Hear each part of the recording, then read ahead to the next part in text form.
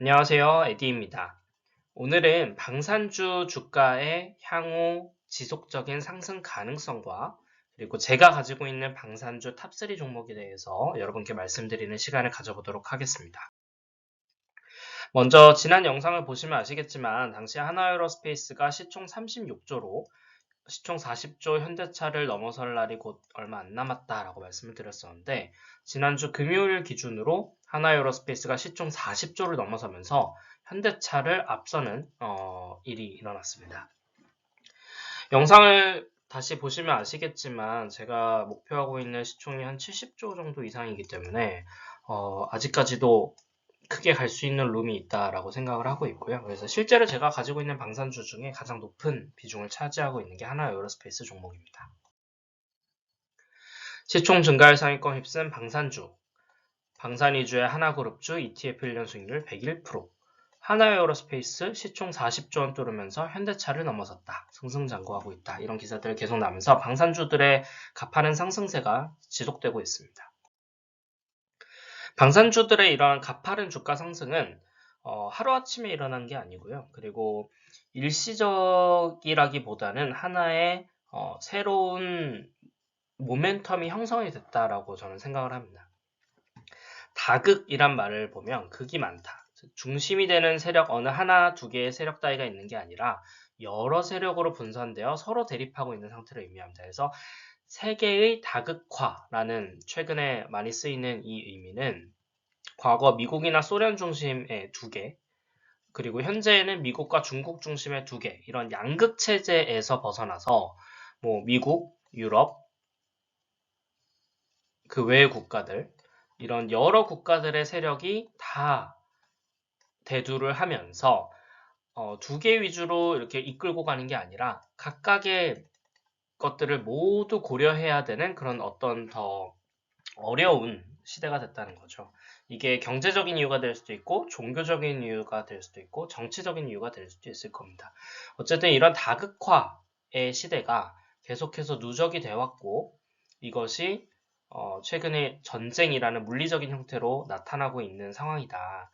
그래서 이러한 현상이 일시적인 게 아니라 하나의 새로운 체제고 그리고 이것은 계속해서 좀 유지될 가능성이 크다라고 저는 생각을 하고 있습니다. 그렇기 때문에 이런 세계의 다극화 흐름이 계속되고 무질서한 다극화 아직 자리 잡고 있지 못한 상황에서 계속해서 불확실성과 어떤 지리적인 어떤 분쟁들도 발생하고 미국의 어떤 의존도에서도 계속해서 벗어나면서 컨트롤이 안 되는 이런 상황들이 계속해서 유지가 될 거다. 그래서 방산주 같은 경우에는 이런 부분들에 대해서 수혜를 볼 수 있는 업종이기 때문에 일시적인 어떤 주가 상승이 아니라 하나의 새로운 모멘텀이 형성된 섹터다라고 저는 생각을 하고 있습니다.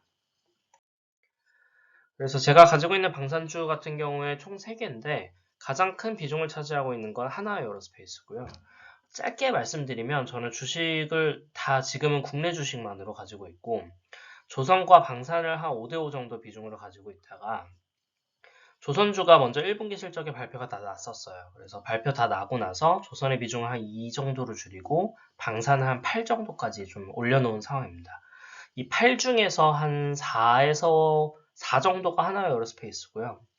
한 1.5가 현대로템, 한 2.5가 방산 관련 ETF 이렇게 세 종목으로 좀 나눠서 가지고 있습니다. 그래서 첫 번째는 하나에어로스페이스.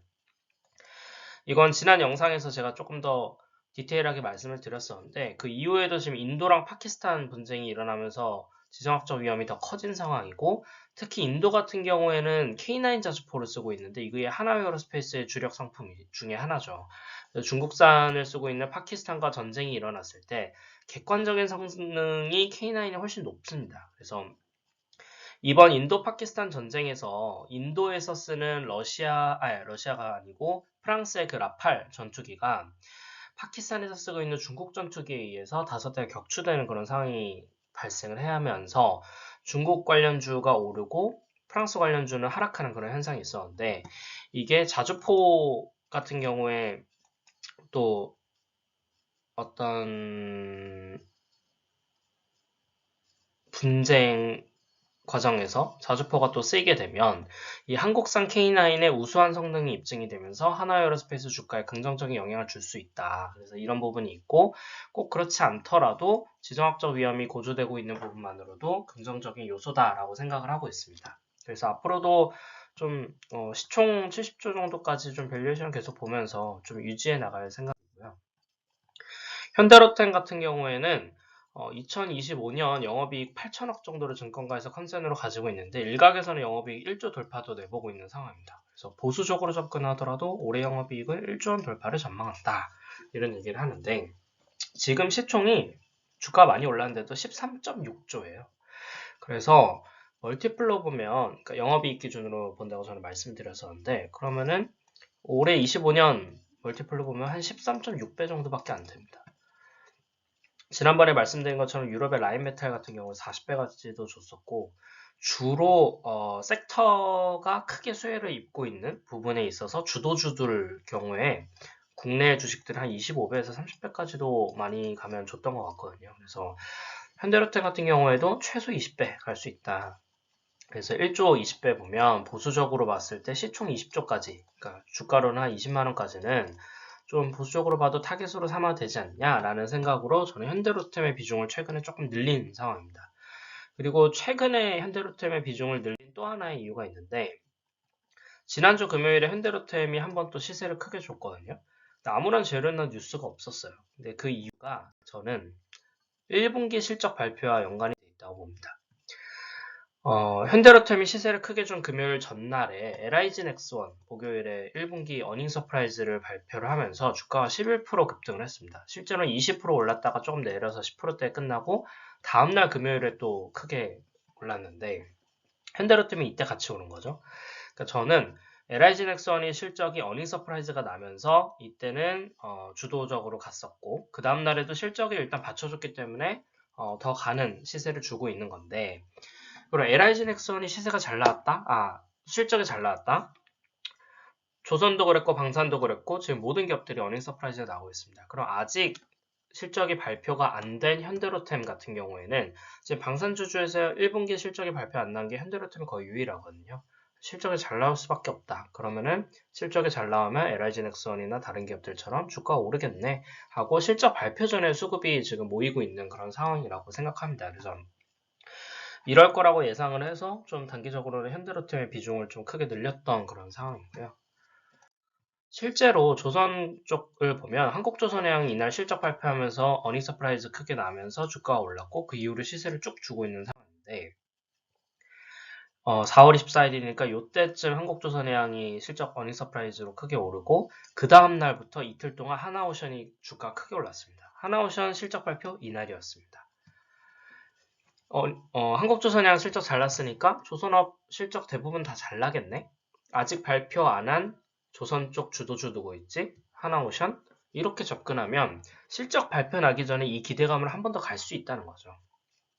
물론 하나오션 같은 경우에 이렇게 오르고 나서 이날 차익 실현 나오고 장 끝나고 이제 산업은행의 블록딜 오버행 이슈 나오면서 다음날 갭다운 하긴 했지만 그 수준으로 유지하고 있지만 어쨌든 수혜를 보고 있는 업종에서 어떤 기업이 실적이 어닝 서프라이즈가 났을 때 그럼 발표 안 난 기업들도 실적 잘 나오겠네? 실적 나기 전에 미리 사자라고 하는 수요가 모이면서 주가가 한번 시세가 가는 상황이 나타날 가능성이 높다. 방산 쪽에도.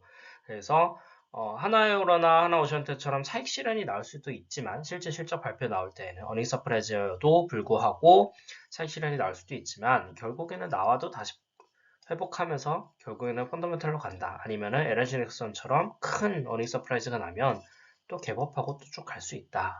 어쨌든 어느 시나리오든 뭐 불리할 게 없다는 거죠. 실제로 그래서 현대로템 같은 경우에는 하나 에어로스페이스처럼 한번 실현하고 다시 가서 유지되든 한국조선해양처럼 오르고 쭉 시세 가든 LG 넥슨처럼 쭉 시세 가든 불리할 게 없다. 그래서 실적 발표 안 난 게 오히려 지금은 호재고 5월 15일까지 1분기 실적을 발표를 해야 되니까 이제 돌아오는 주에 발표를 할 텐데 그러면 그때쯤까지는 좀 미리 사볼만 하다라는 생각으로 좀 접근을 했었고요. 또 가격 측면에서도 시총을 20조까지 보면은 지금도 충분히 더 갈 룸이 있다라고 생각을 해서 현대로템 비중을 일부 늘려놓은 상황입니다. 그리고 세 번째로 가지고 있는 건 타이거 K 방산우주 ETF인데요. 방산 관련 업종, LIG 넥스원, 현대로템, 항공우주, 카이, 에어로스페이스, 하나시스템 이런 기업들의 약 20%씩 비중을 쭉 뿌리고 있는 ETF입니다. 그래서 비교적 좀 균등하게 ETF를 구성 종목들을 비중을 가지고 있어서 저는 이 ETF로 좀 돈이 생길 때마다 추가적으로 투자를 하고 있는 그런 상황이고요. 방산 관련 ETF, 다른 ETF들을 보면 비중이 조금씩 다릅니다. 이거 같은 경우는 에어로스페이스가 25%고 하나오션이 또 특히 방산주로 들어가서 이쪽에 한 17% 정도 있어요. 그리고 하나시스템 하나 합쳐서 또 10% 정도 가지고 있고. 그래서 저는 사실 하나오션은 조선으로 보는 게 맞다라고 생각을 하고요. 그리고 하나에어로스페이스의 비중이 25%로 높은 것도 조금 제 입장에서 하나에어로스페이스를 비중을 크게 가지고 있기 때문에 또 중복되는 부분이어서 그래서 좀 비교적 균등하게 제가 좋게 생각하고 있는 하나에어로스페이스, 현대로템 외에도 실제 LIG 넥선 같은 경우에도 실적 잘 나와서 20% 정도 올랐잖아요. 그래서 제가 놓치고 있는 이런 기업들에서도 업사이드가 발생을 했을 때 그 부분을 좀 향유하면서도 제가 가지고 있는 포트와 조금이라도 분산을 해서 하지만 이 업종이 수혜를 받으면서 계속 시세를 줄 때 따라갈 수 있도록 좀 지금은 이 ETF로 추가적으로 쌓아가고 있는 그런 상황입니다. 전반적으로는 좀 방산이 한 8 정도로 굉장히 좀 높은 비중을 차지하고 있습니다.